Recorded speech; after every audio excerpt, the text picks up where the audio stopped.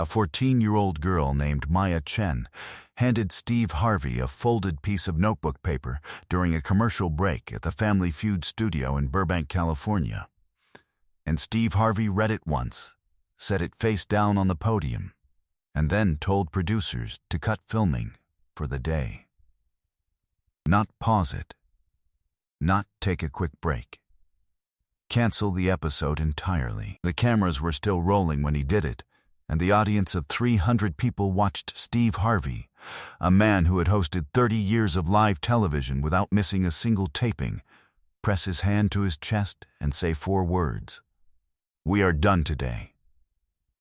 That piece of paper was 7 lines long.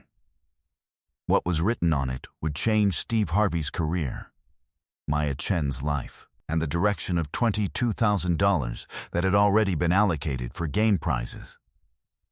It was a Tuesday in March, the kind of afternoon where the studio air conditioning runs too cold, and contestants wear sweaters over their game show outfits backstage. The Chen family had driven 11 hours from Portland, Oregon, to compete on Family Feud. They were the kind of family that seemed, from the outside, like a postcard of everything working out fine. Mother Linda, 41, with a job as a school librarian. Father David, 43, a mid-level accountant. Maya, the oldest at 14, quiet and observant, with a small silver bracelet on her left wrist. Her younger brother Tommy, 11, who kept adjusting his tie and making the audience laugh before filming even started. And Grandma Rose, 68, who had curled her hair especially for the occasion. Steve worked the audience the way he always does. Warm-up jokes, personal questions. Small moments of genuine human connection that make the show feel less like a competition and more like a Sunday dinner at someone's house. He asked Tommy about school. Tommy said his favorite subject was lunch. The audience loved it. Steve told Linda her family was one of the best-looking families he had seen all season, and Linda laughed and covered her face and looked genuinely happy. Nobody in that studio knew that Maya Chen had been carrying a secret for 9 months that was about to come off her shoulders for the first time. Maya had written the note during the first commercial break. She had been holding it in her pocket since the morning. She had almost thrown it away 4 separate times. But when Steve Harvey came down from the stage to shake hands with the front row during a break and happened to stop directly in front of Maya, she held it out with both hands and said nothing. Steve took it, smiled the kind of automatic smile hosts develop after decades of fan interaction, and tucked it into his suit pocket without reading it. He assumed it was a fan message, a thank you note, a drawing from a child who wanted to give a gift. He didn't read it until the next commercial break, standing at the podium alone while the audience was being entertained by a segment producer.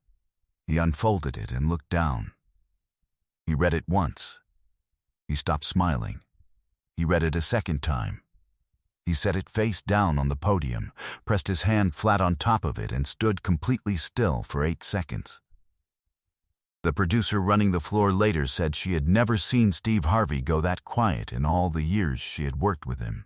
His eyes went to the audience, found Maya in the 3rd row, and held there. The studio fell completely silent. What Maya had written was this. Her father, David, had been diagnosed with stage 3 colon cancer 14 weeks earlier. The family had not told anyone outside the immediate household, not Grandma Rose, not Tommy, not a single neighbor or friend. David had forbidden it. He had sat Maya down in the kitchen after the diagnosis and told her that the family needed to feel normal for as long as possible, and that normal meant Family Feud and competing and winning and coming home with a story to tell. He made Maya promise not to tell. She had kept that promise for 14 weeks. But that morning, sitting in the green room while her father adjusted his tie in the mirror and told Tommy he looked handsome and kissed her mother on the top of her head, Maya had decided she couldn't keep it anymore. Not because she wanted to break the promise, but because she was afraid of what would happen if no one outside their family knew. She was afraid of her father disappearing quietly, without the world ever seeing who he was.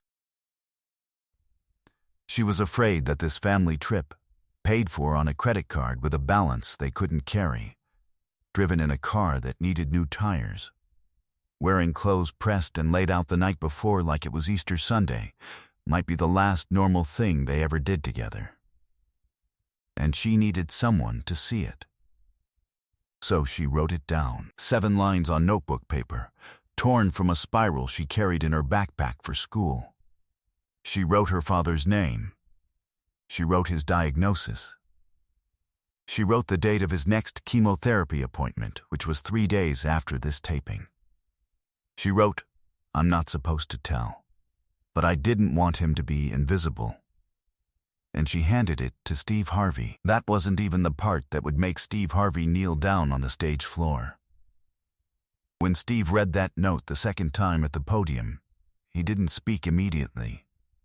He folded the note back exactly the way it had come to him. He walked to the edge of the stage. He looked at the floor.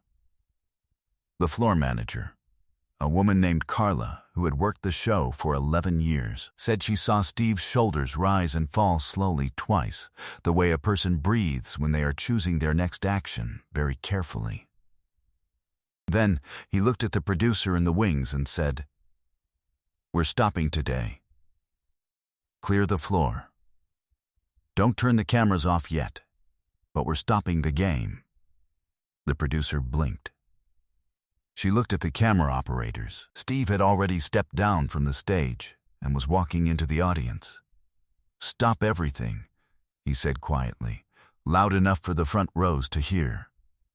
This has never happened in the 38-year history of this show. He walked directly to Maya. He sat down in the empty seat beside her. Not as a host. Not with his microphone raised. He sat the way a person sits when they have something important to say and no script to say it from. He looked at her and said, in a voice low enough that the mics almost didn't catch it, "I read your note. All of it." Maya looked at her hands. "You didn't break your promise," Steve said. "You just let someone else carry a little of the weight." The studio fell completely silent. 300 people who had come for a game show were now watching something else entirely. Something that didn't have a name or a format or a prize structure attached to it. David Chen, standing at the contestant podium, had gone still. He couldn't hear what Steve was saying. But he could see where Steve was sitting. He could see his daughter's face. Steve stood up. He walked back to the stage. He picked up his microphone and turned to face the audience, and then he did something hosts on live television do not do. He turned away from the audience and spoke directly to David Chen. "David," he said, "your daughter just showed more courage than most adults I have ever met in my life. She protected you for 14 weeks. She let you have this. She let your family have this. And she handed me that note. Because she needed someone to see you. Not your diagnosis, not your chart, not your treatment plan. You, the father. The man who pressed his wife's hair and straightened his son's tie this morning and drove 11 hours to play a game show. Because you wanted your family to have a Tuesday that felt like it was supposed to feel." David Chen's hand went to his mouth. Steve said, "Let me tell you something. 37 years ago, I was living in my 1976 Ford Tempo. I had nothing. No family. No plan. No way out. I didn't have a Maya. I didn't have anyone to hand a note to someone and say, 'Please see him.' I had to find my own way out of invisible, and I promised God that if he got me out of that car, I would spend the rest of my life making sure the people who deserve to be seen get seen." He paused. "Because 37 years ago, I was you, David. I was trying to look normal when everything underneath was falling apart. The room held its breath. "I'm not done," Steve said. He reached into his jacket pocket and pulled out his phone, something that had never happened during a Family Feud taping in the show's history, and called his personal business manager on speaker. He told him, in front of 300 people and every camera in that studio, to process a direct payment of $22,000 to cover David Chen's next 2 cycles of chemotherapy at Oregon Health and Science University. He called the hospital's financial counselor directly from the stage and told her the name on the account and said he would be following up personally. But Steve wasn't done. He turned to the competing family, the Martinez family from Sacramento, who had been standing on the opposite podium watching all of this unfold, and said, "Both families win today." He announced that the Martinez family would also receive the full cash prize. Maria Martinez, the mother of the competing family, walked across the stage to Linda Chen without being asked, and the 2 women held each other without knowing each other's names. And then Steve did one more thing. He walked back to Maya. He crouched down to her eye level and said, "Quiet again. You are not invisible. Your dad is not invisible. And starting today, I'm going to make sure of it." When the episode aired 7 weeks later, it drew 47 million views in the first 24 hours. By the end of the month, the clip had been seen by over 280 million people across every platform. The hashtag #SeeHim was trending in 41 countries. News programs in 14 languages ran the story. The note Maya had written, photographed with her family's permission, was reprinted in newspapers, shared by heads of state, read aloud in hospitals, and posted on the walls of oncology waiting rooms across the United States. 3 months after that taping, David Chen completed his 2nd chemotherapy cycle. His oncologist reported in March that the tumor had responded to treatment at a rate that placed him in the top 8% of outcomes for his diagnosis. David said in a local news interview that his daughter had made him famous. Maya said her dad had always been famous. He just hadn't known how many people were watching. A year after the taping, Steve Harvey established the See Foundation in Maya's name, with a direct mandate to fund cancer treatment gaps for families who fall through insurance denial cracks. The foundation's motto, taken directly from Maya's note, was, "I didn't want him to be invisible." In its first year of operation, the See Foundation allocated over $4 million to cover treatment costs for 312 families in 18 states. 5 years later, David Chen is in full remission.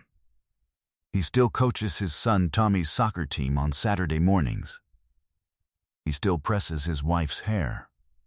And every year on the anniversary of that Tuesday in March, he drives to the Family Feud studio in Burbank with a bag of oranges from Portland, Linda's recipe, the ones he learned to cut the way she likes, and leaves them at the front desk with a card addressed to Steve Harvey that says the same thing every year. Still here. Still seen.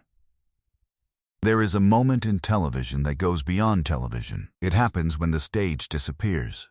The format disappears, the prize structure disappears, and what is left is just one human being handing another human being a piece of paper that says, "I see you. See him. See us. Don't let us be invisible." Maya Chen was 14 years old when she wrote those 7 lines. She didn't know she was writing history. She just knew she was writing truth. If this story moved you, if it reminded you that the people around you are carrying things you cannot see, subscribe to this channel and hit that thumbs up button. Share this video with someone who needs to know that it is never too weak to ask to be seen. Have you ever carried a secret to protect someone you love? Let us know in the comments and ring that notification bell for more moments that prove that the smallest act of courage can change everything.